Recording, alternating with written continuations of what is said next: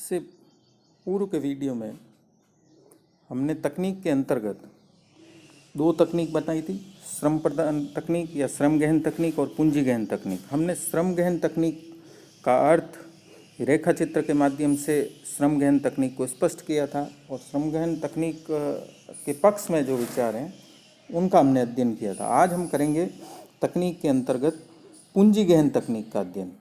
पूंजी गहन तकनीक या जो पूंजी प्रदान तकनीक है वह तकनीक है जिसमें हम सापेक्षिक रूप से या तुलनात्मक रूप से पूंजी का अधिक और श्रम का कम प्रयोग करते हैं, यानी अधिक पूंजी को कम श्रम की मात्रा के साथ मिलाया जाता है।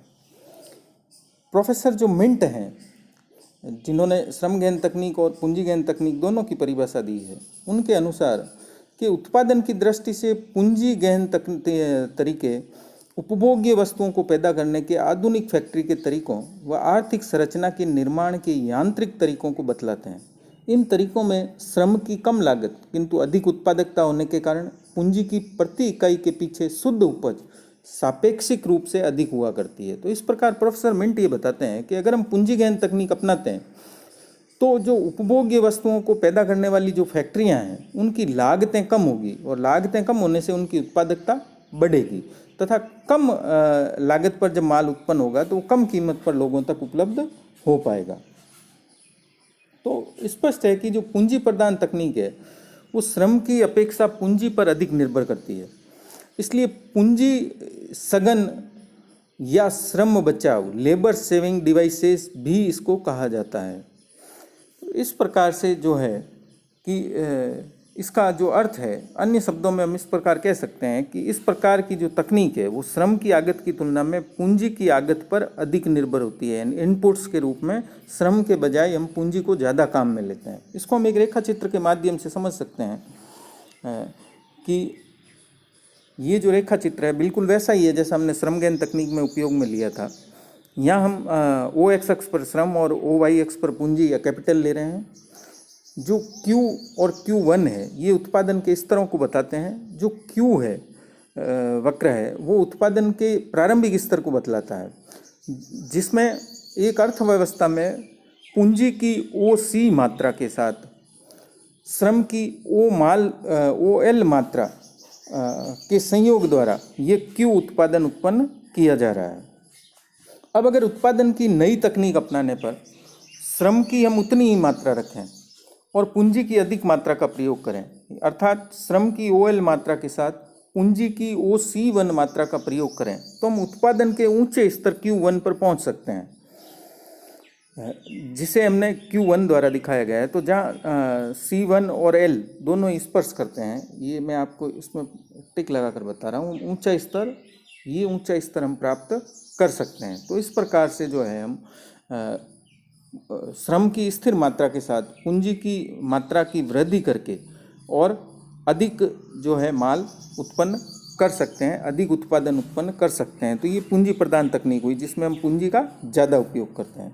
ये जो पूंजी प्रदान तकनीक है इसके जो समर्थक रहे हैं वो गैलेंसन, हार्वे लिबेनस्टीन, पॉल बरान, हर्समैन, है ना, हर्समैन भी रहे हैं। हर्समैन को हमने पहले भी उसमें पढ़ा था असंतुलित विकास सिद्धांत में, जिसके वो जनक या प्रवर्तक माने जाते हैं। वो भी इस पूंजी प्रदान तकनीक के समर्थक रहे हैं। इनके साथ मॉरिस डॉब आदि जो है उल्लेखनीय है।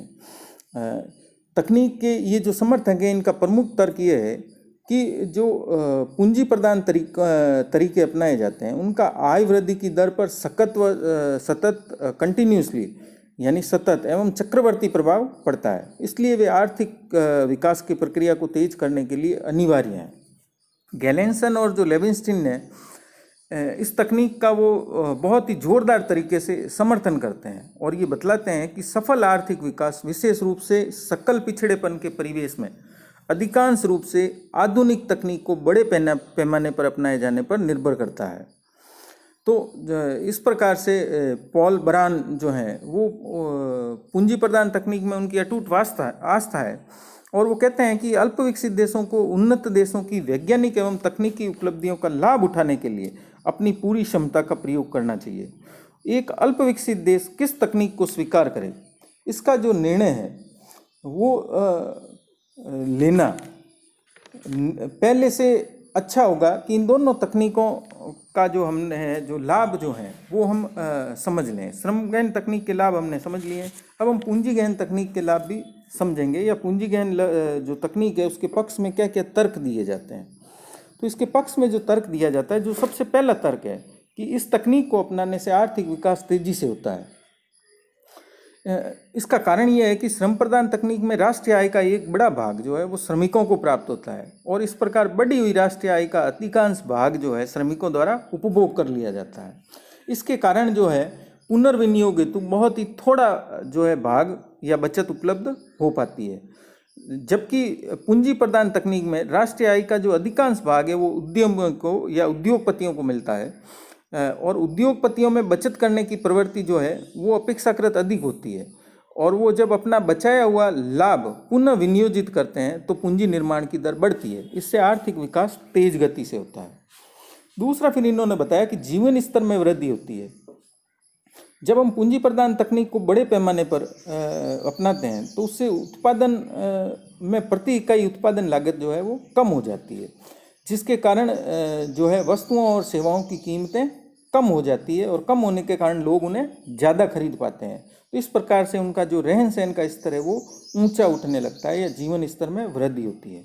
इसके विपरीत यदि हम श्रम प्रदान तकनीक अपनाते हैं तो उपभोक्ताओं को कुटीर एवं लघु उद्योगों के उत्पादन के लिए भारी मूल्य देना पड़ता है, जिससे उनकी बचत करने की शक्ति कम हो जाती है, और वस्तुओं और सेवाओं की कीमतें बढ़ जाती है। भारतीय अर्थशास्त्री जो VKRV राव हुए हैं, उनका ऐसा मानना था कि देश में श्रम प्रदान तकनीक को पूंजी प्रदान तकनीक से प्रतिस्थापित करने पर बचतों में लगभग 3% की वृद्धि हो जाती है। यानी डॉक्टर VKRV राव ने एक अध्ययन किया और उसके आधार पर बताया कि अगर हम श्रम गहन तकनीक की जगह पूंजी गहन तकनीक को अपना लें तो ऐसी स्थिति में बचतों में 3% वृद्धि होगी, और ये जो 3% बचतें होगी ये वापस पुनर्नियोजित होगी और लोगों को रोजगार प्राप्त होगा।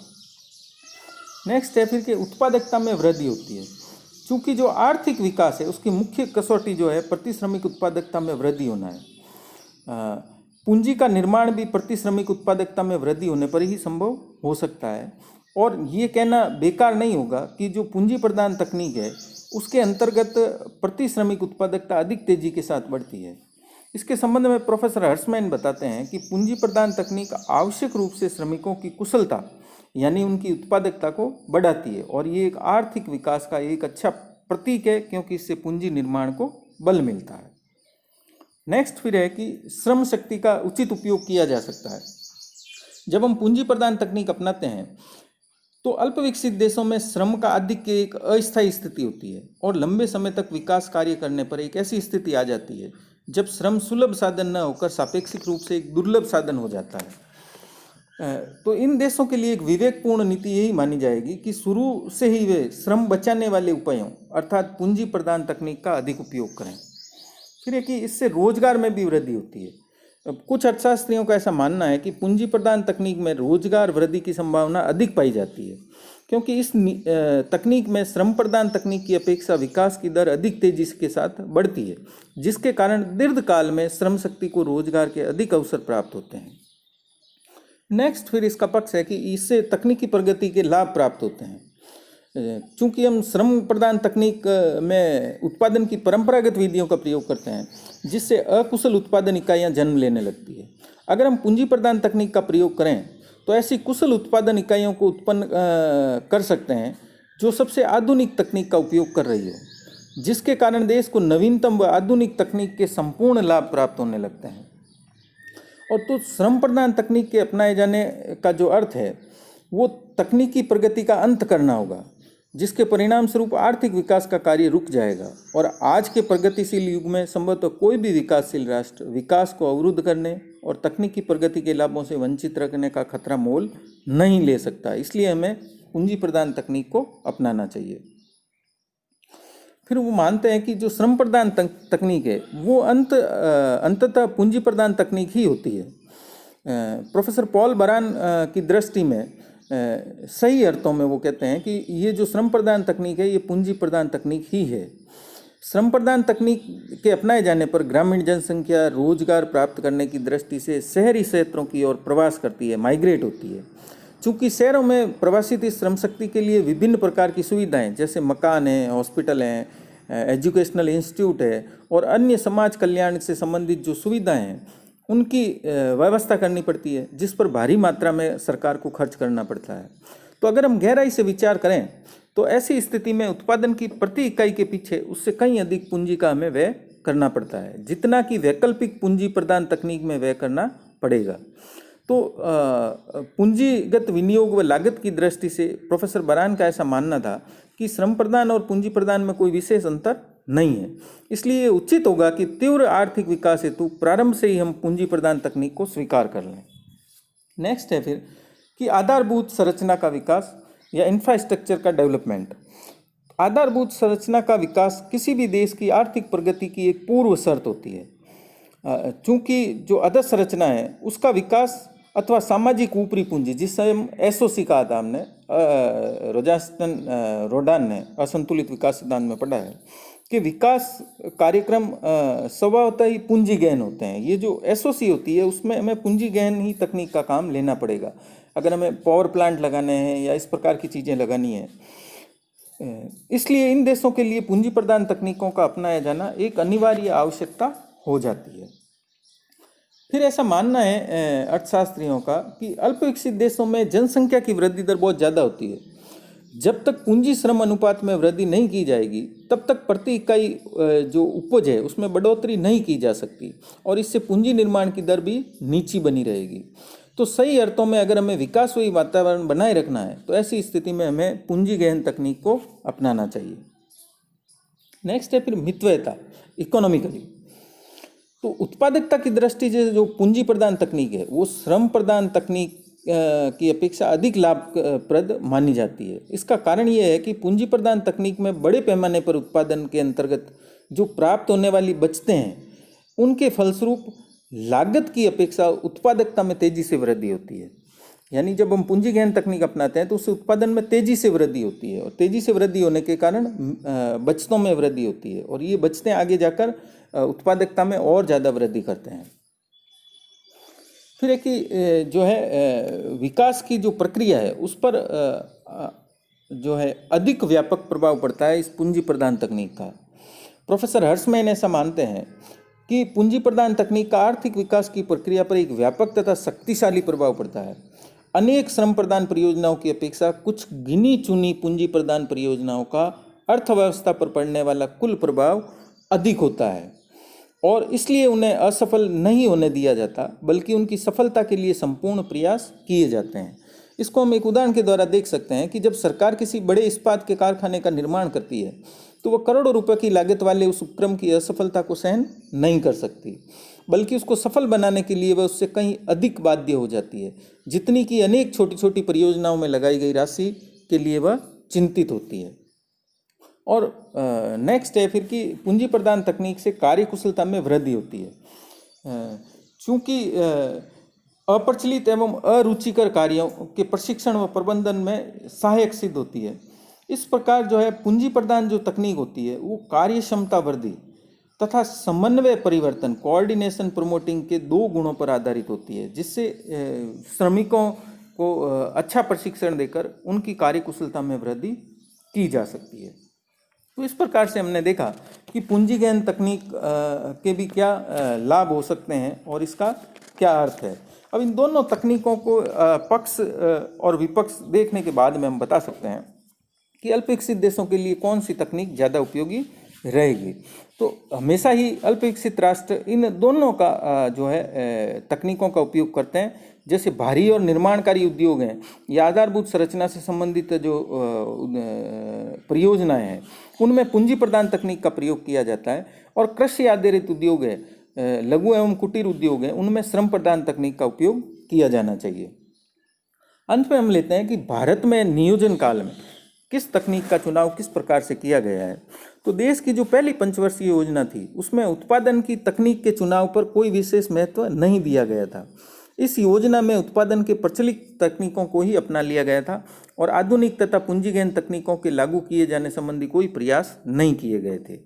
फिर दूसरी पंचवर्षीय योजना जो नेहरू मालनोबिस मॉडल के आधार पर लागू की गई थी उसमें तकनीक के प्रश्न की गंभीरता को दृष्टि में रखते हुए श्रम प्रदान तथा पूंजी प्रदान तकनीक के समन्वित क्रम को स्वीकार कर लिया गया था। तो इस प्रकार से अधिकतम रोजगार बनाम अधिकतम विकास के परंपरागत विवाद को हल करने का प्रयास किया गया इस योजना में, जिसके अंतर्गत औद्योगिक उत्पादन बढ़ाने हेतु भारी एवं आधारभूत उद्योगों में पूंजी प्रदान तकनीक लागू की गई, जबकि रोजगार वृद्धि की दृष्टि से छोटे उद्योगों का संचालन श्रम प्रदान तकनीक के आधार पर किया गया।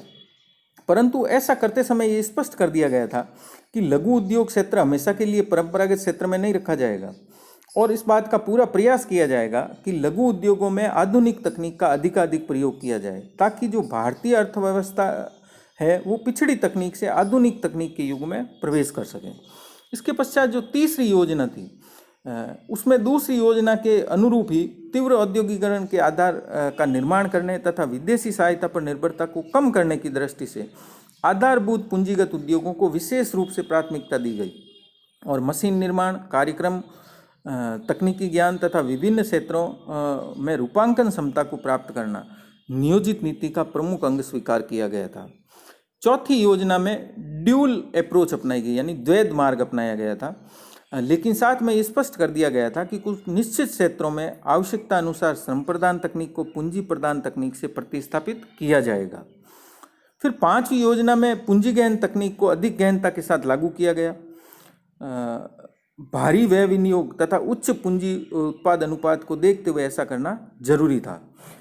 इस योजना में उपभोक्ता वस्तु क्षेत्र का कुछ भाग पूंजी साधन तकनीक से संबद्ध किया गया।